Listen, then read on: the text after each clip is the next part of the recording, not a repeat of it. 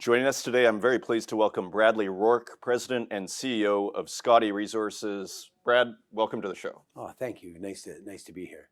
It's great to have you. So tell us about Scottie Resources. Tell us about the company and maybe a little bit of background on Scottie Resources. Sure. So Scottie Resources is dominantly around the old Scottie gold mine, which was one of Don McLeod's first mines, and it operated in the 80s, albeit just for a couple, 3 years. And from what I saw when I got involved, was just an economic thing that shut him down. Gold in 1980 was about $700 an ounce.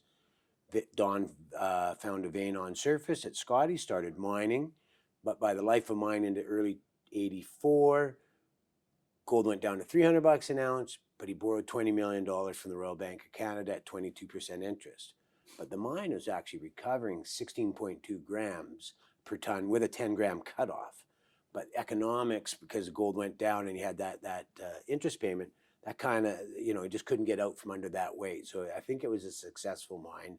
I started off as an investor in this company and ended up taking it over. But really what I saw was, here's a past producing mine, half ounce per ton. Wow, that's, there's hardly a mine in the world that produces that now. And then the other thing is I was living in the area, and Pritium and KSM, the Seabridge operation offices in the little town of Smithers, of which where I was living, and spent about 28 years of my adult life there. They were building the Bruce Jack power line to where it was still Pritium at the time, and that was going right beside the Scottie gold mine. So that's really what I was going, infrastructure, hydropower to a past producing mine. What could go wrong? But that's what I thought in 2016, and here I am 9 years later. It's just a lot more challenging, a lot more difficult than that. But, we've done about a dozen transactions. We have one of the largest land packages in the Golden Triangle. There's 7 past producing mines, even though all the work that we do is still in and around the Scottie gold mine. So that's kind of how we got involved. And again, we've had, we just finished our 6th drilling season, and we've been happy with every single one of them. We've had 6 successful programs in a row. So I think, we're quite happy with what's happened. Very exciting. So you're in British Columbia then, in the Correct. Golden Triangle. So. Correct. And of course, it's renowned for all of these great projects that have come out of there. So are you close to other projects? Sure. I am sandwiched between 2 mines. The Bruce Jack, which is just about 20 kilometers to the north of me, and I share a very large border with Newmont. And then 20 kilometers to the south of me is the old Premier Mill, which is SCOT. They've had a few challenges and more than a few, but they just, again, secured some more financing. That mill is going to turn. It's taken a little bit longer for them, and they've had to give credit where it's due. It's just a whole bunch of crazy curveballs, and with COVID and the equipment hit the ocean, and it's just been challenging. But we're in between 2 mines. But you have Skeena, which is the old Eskay Creek mine. Ryan just gave them $1 billion, so that's happening. You've got Red Chris, Seabridge, the world's largest. You have Tudor Gold in the area, Sean Kunkun's Dolly Varden's in the. So there's a lot of really, really good activity. And I'm very familiar with the area because I cut my teeth. I worked for Murray Pesum, I was up at Snip. I was part of the Eskay Creek staking rush. And even when Calpine and Eskay and Snip were really, really big stories, never have we seen the amount of concentration of money and bigger entities putting roots in the area as we do today. I think the retail markets miss that. But there's about $7 billion have been committed to our area just in the last 5 or 6 years. And for an investor point of view, is that no one's packing up tent and going off to the next hottest area. This place is world largest gold company. They just divested 5 or 6 mines in their portfolio, but they kept the Bruce Jack mine, which is probably the smallest mine in their universe at this moment, but it is quite profitable. So it's just good for me. It's good for everybody and all those great stories in our area. Okay, excellent. So then tell us a little bit about the roadmap then. What do investors have to look forward to in the next, say, 6 months to 2 years? It's going to be so different than what we've been doing in the past. So we still have lots of drill data to come. Probably 70% of our program we haven't put out. So you can expect that into the new year. Usually we finish in around the end of January with drill results.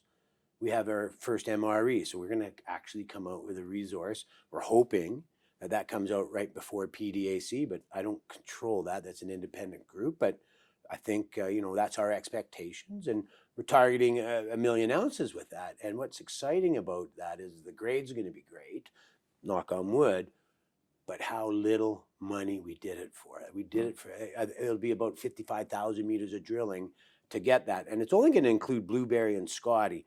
We have other discoveries that we have, a dozen drill holes into that are really good, but just not enough that's going to fit with that MRE. It was, we kind of just decided about 4 months ago, because of the challenges that SCOT were having, I'm going, okay, we got to take fate into our own hands. Let's put it out. We know we've done a good job. Now we're doing studies right now, ore sorting studies. It's not the MRE that we're really looking forward to. It's actually putting the economics around that, because we're at ore right at Blueberry. We're at ore at Scottie. Scottie shut down in ore, so we're no development to get to it.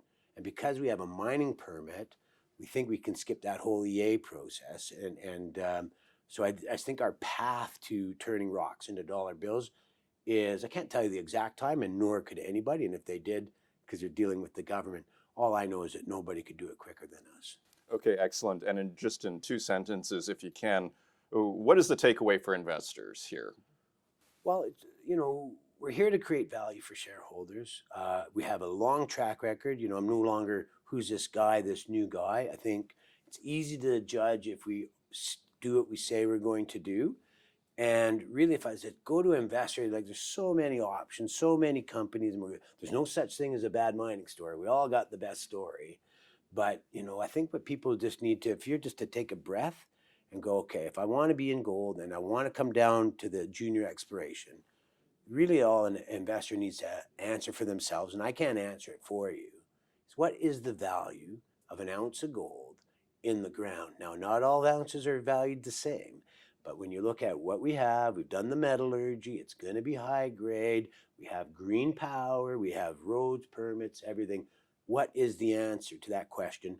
And, remember, gold is $3,700 Canadian, right? So you can see right now, if I'm a $50 million market cap today, and if we achieve this million ounces with a lot of run room to find more, you can see that there's a lot of value to unlock here.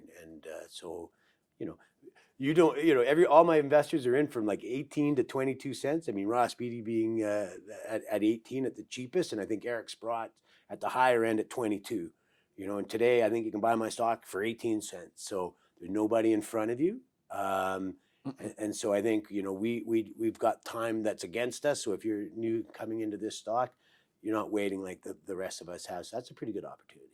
Excellent. Bradley Rourke, President and CEO of Scottie Resources, thank you for joining us. Thank you.